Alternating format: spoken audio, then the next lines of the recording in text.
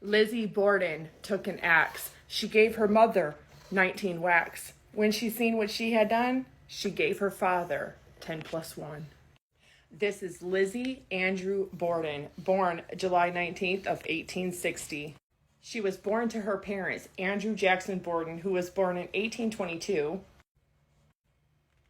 and her mother, Sarah Anthony Morse Borden, born in 1823. They had 3 daughters, the oldest of which is Emma Lenora Borden, born in 1851.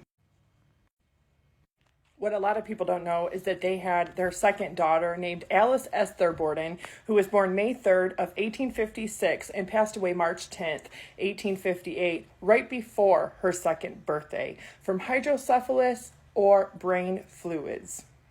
And here's the golden woman of the hour. You all know her, Lizzie Andrew Borden.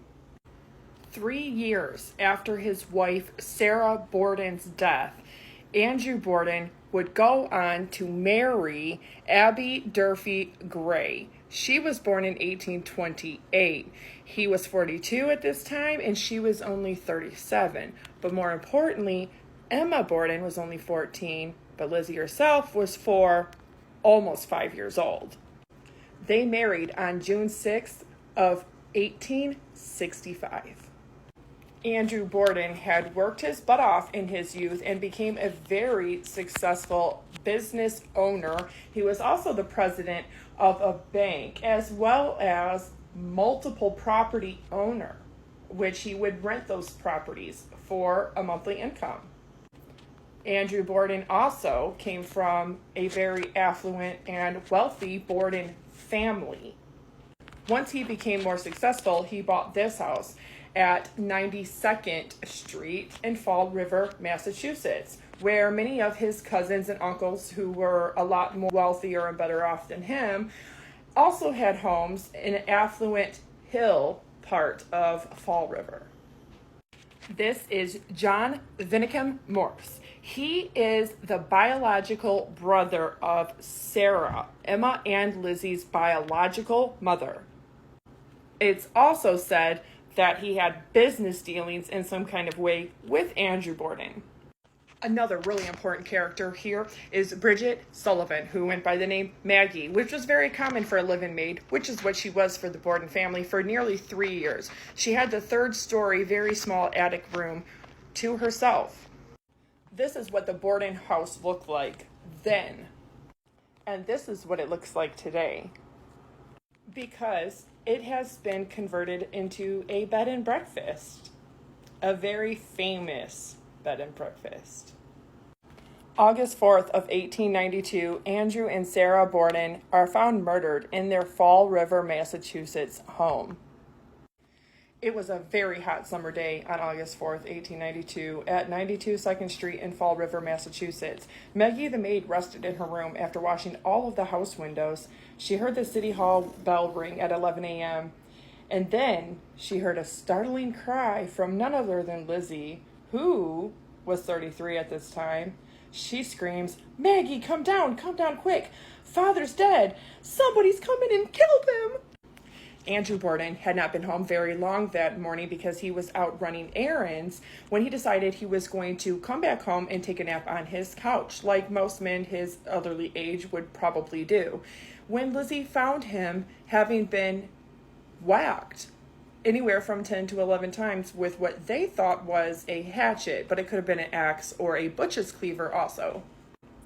Adelaide Churchill, a neighbor and friend, came over to comfort Lizzie and Maggie when she inquired, searched for, and found the grisly discovery of Sarah Borden upstairs, deceased, having been whacked in the head also, in the guest bedroom between the dresser and the bed.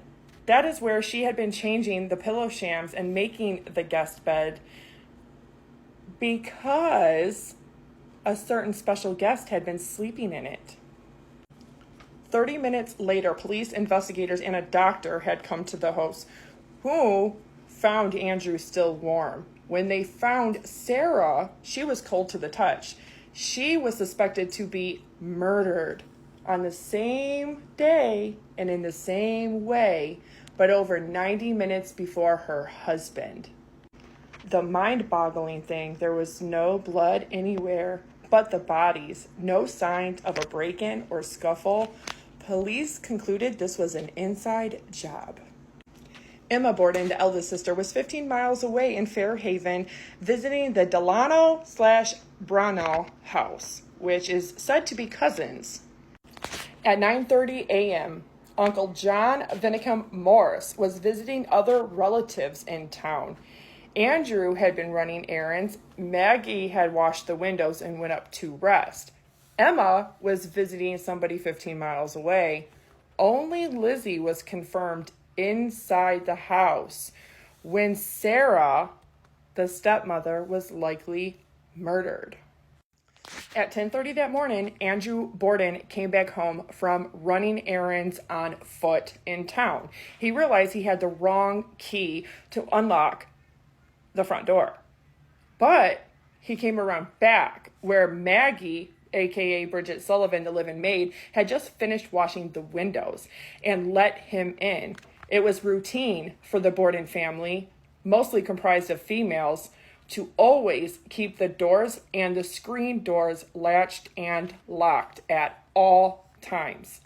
So Maggie goes upstairs to her third-story live-in private bedroom. And right after 11 o'clock, when that city hall bell rang, that is when she's awoken to Lizzie screaming.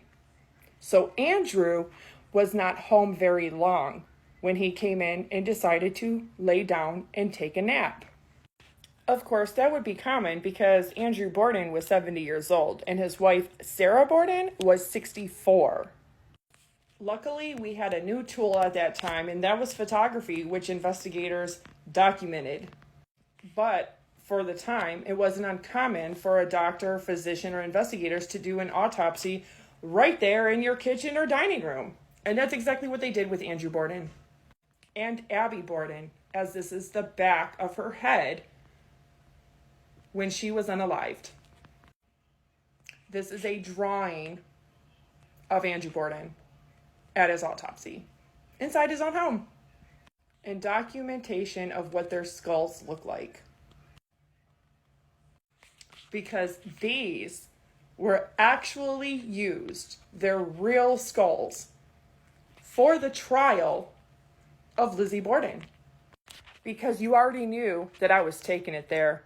On August 11th of 1892, Lizzie Borden is arrested for the murder of her father and her stepmother, who had been her stepmother for nearly 30 years of her life, and the only mother she has known, the mother that raised her.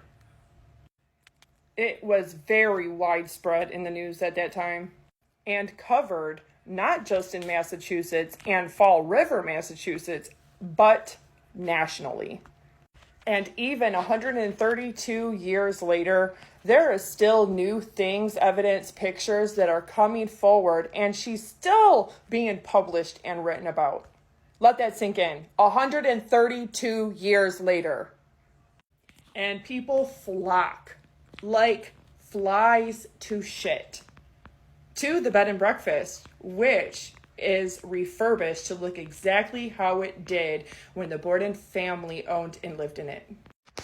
Almost a year later, on June 5th of 1893, Lizzie's trial began in New Bedford, Massachusetts, where she had an all-male jury because women were not allowed to serve on juries at that time.